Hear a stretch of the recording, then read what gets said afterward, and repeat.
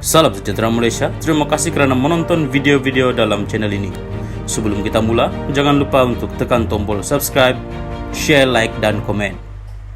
Let's go! Salam sejahtera dan selamat petang kepada seluruh rakyat Malaysia. Berita panas hari ini dipetik dari Malaysia Kini bertajuk GTA sedia sertai PN. Berita penuh. Gerakan Tanah Air GTA bersedia untuk menyertai Perikatan Nasional PN untuk membentuk gabungan Melayu terbesar di negara ini. GTA terdiri daripada Parti Bumi Putera Perkasa Malaysia Putra, The PAN Malaysian Islamic Front Berjasa dan Parti Perikatan India Muslim Kebangsaan Iman.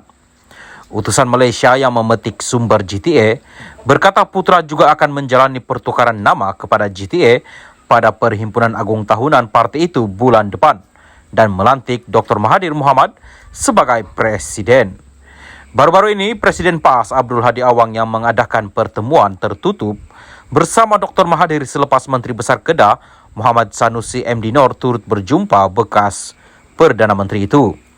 Perbincangan mereka adalah ke arah perpaduan antara GTA dan PN sebagai satu permulaan kebangkitan Melayu berkuasa pada pilihan raya umum ke-16, kata sumber itu seperti dilapor.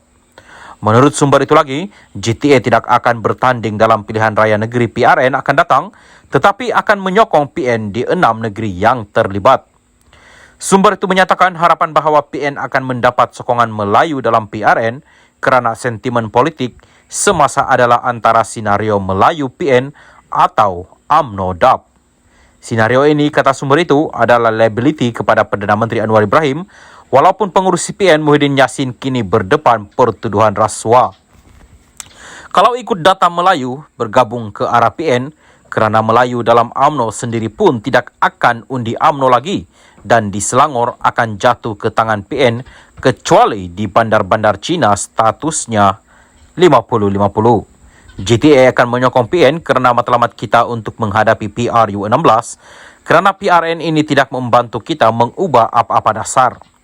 PRU16 bakal menyaksikan pertembungan 1 lawan 1 antara pakatan parti politik terbesar sekaligus mengulangi peristiwa bagaimana Melayu memberontak melawan Malayan Union, katanya.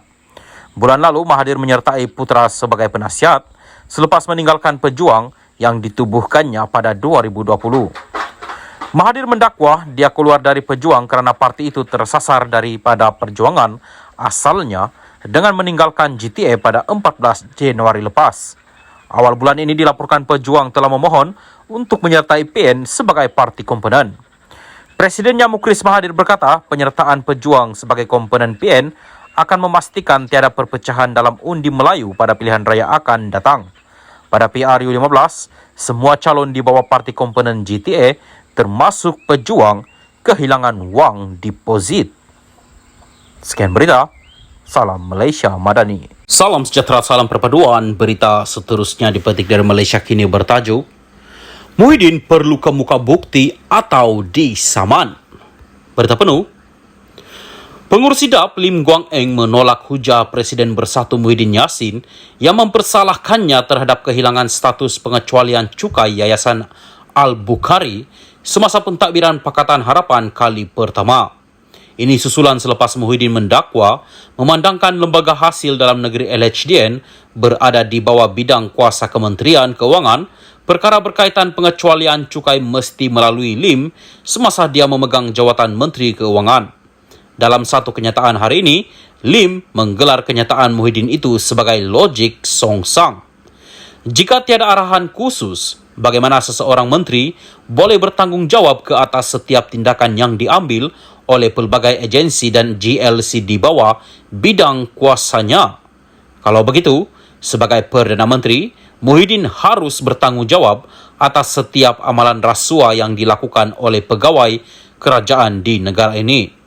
Apakah jenis logik songsang dan kelakuan tidak bertanggungjawab ini? Soal Lim.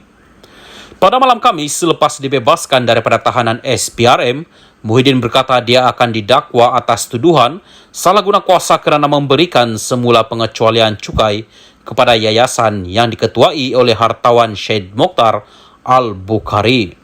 Presiden Bersatu itu mendakwa Pengecualian cukai itu dibatalkan oleh Lim ketika PH berkuasa pada 2018. Lim menafikan perkara tersebut dan memberi Muhyiddin sehingga Rabu untuk memohon maaf serta menarik balik kenyataannya itu atau berdepan dengan tindakan saman fitnah. Semalam ahli parlimen Pago itu enggan menarik balik kenyataan tersebut dan mencabar Lim supaya menjelaskan peranannya dalam perkara itu.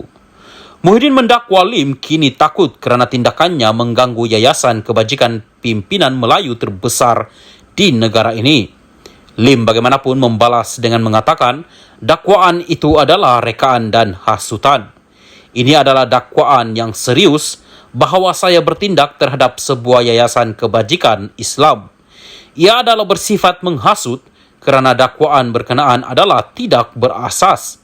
Sekiranya tidak disangkal dengan bersungguh-sungguh, kenyataan berbaur hasutan sebegini boleh menyemarakkan sentimen yang menjejaskan muhibah kaum dan mengancam keharmonian agama, kata ahli parlimen Bagan itu.